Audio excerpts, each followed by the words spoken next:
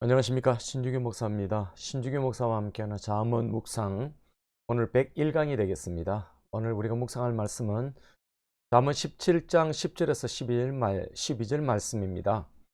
한마디 말로 총명한 자에게 충고하는 것이 매 100대로 미련한 자를 때리는 것보다 더 깊이 박히느니라. 악한 자는 반역만 힘쓰나니 그러므로 그에게 잔인한 사자가 보냄을 받으리라. 차라리 새끼 빼앗긴 암곰을 만날지언정 미련한 일을 행하는 미련한 자를 만나지 말 것이니라. 자, 이 말씀으로 사랑의 배신자라는 그런 제목으로 함께 말씀의 은혜를 받고자 합니다. 오늘 이 10절은 지혜로운 한마디의 효과에 대한 그런 교훈입니다. 이 구절은 뭐뭐보다 뭐뭇이 더 좋다라고 하는 그런 비교 자문입니다. 한마디로 총명한 자에게 충고하는 것이 매 100대로 미련한 자를 때리는 것보다 더 깊이 박힌다라고 그렇게 말씀하고 있는 것이죠. 곧 여러분, 교육의 효과에 있어서 체벌의 효과보다는 말을 통한 경계가 더 깊음을 가르치고 있습니다. 물론 지혜 있는 자에게는 한마디로 그렇게 족할 수 있겠죠. 온화한 꾸중 한마디면은 그런 지혜로운 자의 머리에 들어갈 뿐만 아니라 그 마음에도 들어가서 그에게 강력한 감화를 준다는 것입니다. 즉, 양심에 한 가지 암시만 주어도 그것은 저절로 진행하여 할 일을 이루고 마는 것입니다.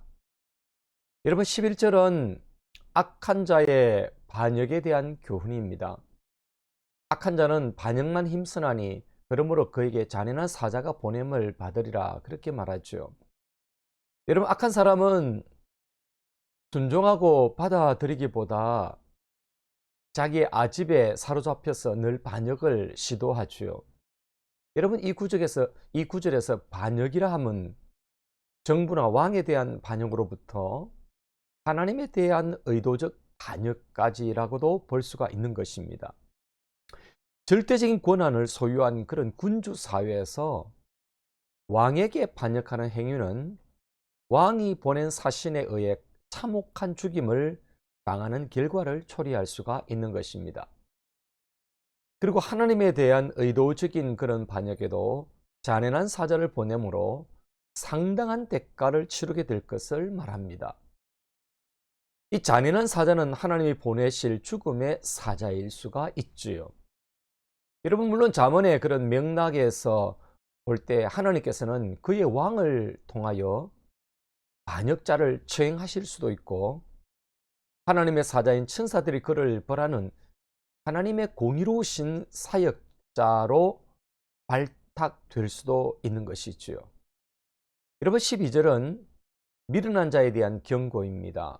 차라리 새끼 빼앗긴 암곰을 만날지언정 미련한 일을 행하는 미련한 자를 만나지 말 것이니라. 여러분, 구약 성경에서 곰이라고 하는 것은 굉장히 위험한 짐승으로 이 잠재적인 위험이 있는 그런 사자와 동급입니다.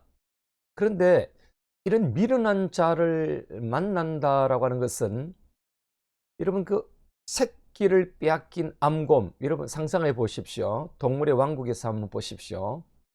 얼마나 화가 나겠습니까?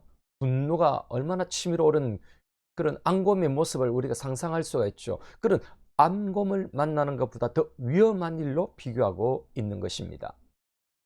여러분, 곰을 만났을 때 목숨을 담보로 해야 하는 것처럼 이처럼 미련한 자를 만나게 되었을 때도 동일한 것이지요.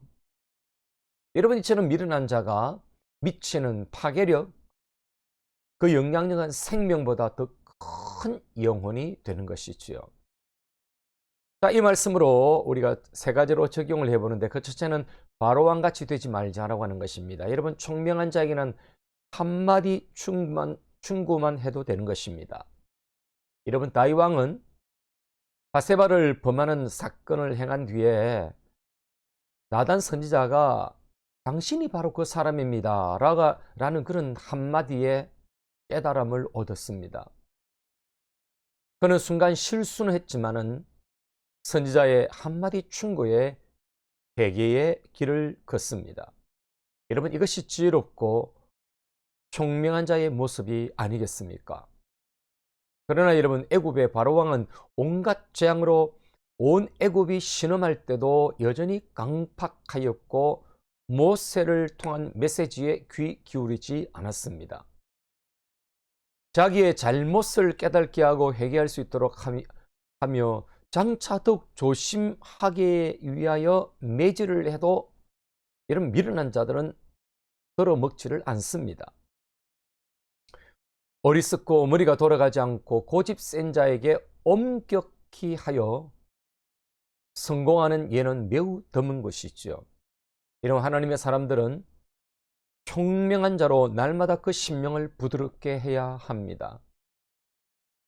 타인 맞은 심령으로 어떤 말씀, 어떤 충고도 먹히지 않는다면 큰 고장인 것입니다. 하나님의 말씀을 듣는 시간도 심령의 그 튼을 걷어제치고 강력한 말씀의 빛 앞에서 자신을 노출시켜서 치료받고 회복의 시간을 가져야 하는 것입니다. 회개 없이 어떤 변화도 어떤 열매도 기대할 수가 없습니다. 우리 속에 바로왕을 탄핵시키는 길만이 하나님의 나라로 갈 수 있는 지름길이 되는 것이지요. 여러분, 두 번째는 하나님 앞에서 반역자로 서 있지 말자라고 하는 것입니다. 여러분, 세상의 군왕들 앞에서도 반역을 꾀하면 심각한 타격을 입거든 하물며 하나님 앞에서 반역을 꾀하면 온전할 수가 있겠습니까? 하나님 앞에서의 반란은 말씀을 거역하고 범죄를 일삼는 것이기 때문에 그 죄를 회개하지 않는 자들에게는 합당한 하나님의 심판이 있는 것이지요. 이런 반란이라고 하는 것은 하나님의 나라의 질서를 무너뜨리는 것 아니겠습니까? 하나님의 뜻에 반기를 드는 것이요, 하나님의 이름에 먹칠을 하는 것입니다. 민족의 반역자를 매국노라고 한다면 하나님의 나라의 반역자 역시 매국노인 것입니다. 이런 매국노에 대한 국어사전의 뜻은 사사로운 이익을 위하여 나라의 주권이나 이권을 남의 나라에 팔아먹는 행위를 하는 사람이다, 이렇게 정의되어 있습니다. 여러분, 남의 나라에 팔아먹는 자라는 말에 마음에 와닿습니다. 우리가 하나님께 등을 돌리는 순간 우리 얼굴은 사단을 향하게 된다는 것을 기억해야 합니다. 이런 반역자는 하나님께 등을 돌리고 사단에게 얼굴을 대하는 자입니다. 우리는 하나님의 사랑으로 예수님의 대속의 은혜를 받았으니 그 은혜를 사단에게 팔아먹는 사랑의 배신자가 되지 말아야 할 것입니다. 여러분, 세 번째는 곰보다 더 무서운 미련한 자를 조심하자라고 하는 것입니다. 여러분, 인생의 미련한 자를 만나면 곤란을 당하기 쉽습니다. 만나지 말아야 하는 미련한 자는 도처의 지뢰밭처럼 깔려 있습니다. 아벨을 죽인 가인은 하나님의 음성을 외면한 미련한 자입니다. 그가 그의 아들 에녹의 이름을 따서 지은 성 에녹성은 미련한 도성이었습니다.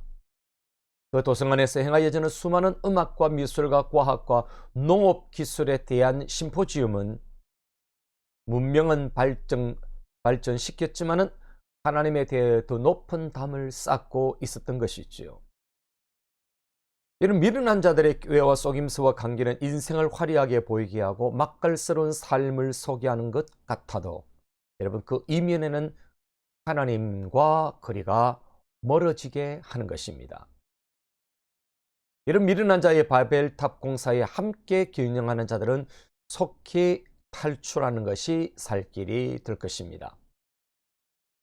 이런 미련한 것은 전염성이 강합니다. 청소년기에 친구들을 잘못 만나면 인생을 조기에 망치는 경우가 허다합니다. 여러분, 좋은 친구를 만나야 하고 좋은 친구가 되어줘야 할 것입니다. 미련한 자로부터 오염된 인생길을 살아왔다면 그리스도의 보혈이 가장 강력한 정화제가 될 것입니다. 그리스도의 십자가 앞에서 다시금 회복해야 하는 것이지요. 자, 이렇게 마지막 기도를 드려봅니다. 주여, 나를 향한 충고의 마음을 열고 받아들이는 총명한 자가 되게 하옵시고, 하나님께 등을 돌리는 반역자가 아니라 하나님 얼굴빛을 사모하며 살게 도와주소서. 지혜롭지 못한 미련한 자들을 조심하게 하시고 깨어있게 하소서. 아멘. 여러분, 한 주간에 여러분의 삶이 지혜로운 자로 여러분 사시기를 바라고, 주와 동행하는 여러분 삶이 되시기를 주님의 이름으로 축복합니다. 감사합니다.